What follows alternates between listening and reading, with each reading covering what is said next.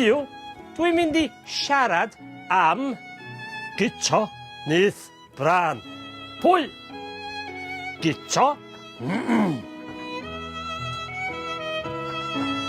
Nyth?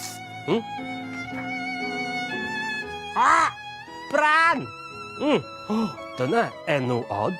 Guto, Nyth, Brân. Wel, William Griffiths oedd ei enw go iawn. Roedd yn byw ar...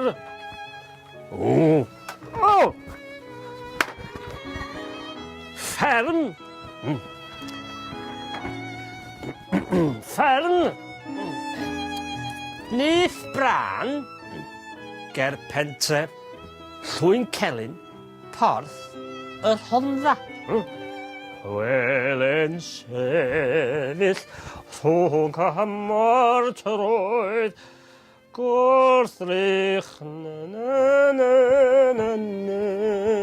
Wanta, be oedd yn arbennig am Guto, Nyth, Brân? Be oedd yn special am Guto, Nyth, Brân? Wel, roedd Guto, Nyth, Brân yn gallu rhedeg yn gyflym. Treiglad meddal. Cyflym! Araf. Cyflym. Roedd Guto, Nyth, Brân yn gyflym fel...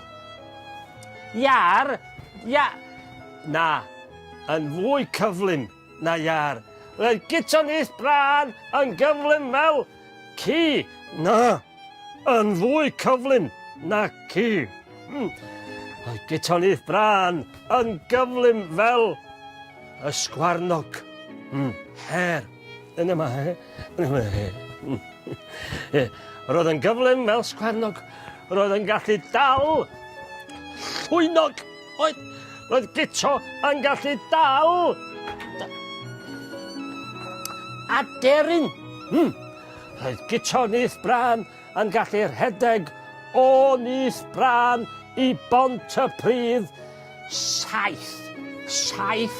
milltir cyn i decall ei fam, Holy Mary, mam, ei fam ferwi. Roedd Guto, Nyth, Brân yn ennill pob ras. Bob ras. Sian y siop oedd yn ei helpu. Helo, Sian y siop. Helo! Fe syrthiodd y ddau mewn cariad. Dwi'n lyfo ti. Roedd Guto a Sian yn ennill lot fawr o bres. Roedd rhaid i Guto stopio rhedeg, achos doedd neb eisiau rhedeg yn erbyn Guto. Roedd rhaid i Guto ymddeol, retire. Sgen ti lyfr pensiwn, Guto? Nag oes. Sgen ti bws, Guto? Nag oes. Pan oedd Guto yn 37 oed, roedd rhedwr arall o gwmpas o'r enw Prince. Hello. Am fil o bunnau. Fe benderfynodd Guto rhedeg ras yn erbyn Prince. Bang! Aeth Prince i ffwrdd fel tren. Doedd dim gobaith mil. Dim gobaith mil. No hope mil mewn Grand National ar Guto. Ond just cyn diwedd y ras. Fe basiodd Guto, Nyth, Brân, Prince. Ac ennill y ras.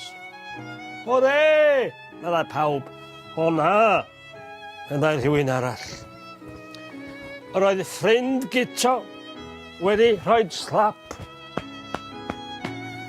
Llongyfarch, congratulate ar ei gem. Ac fe syrthiodd. Guto Nyth Brân yn farw. He dropped dead. Ymreichiau Sian y siop.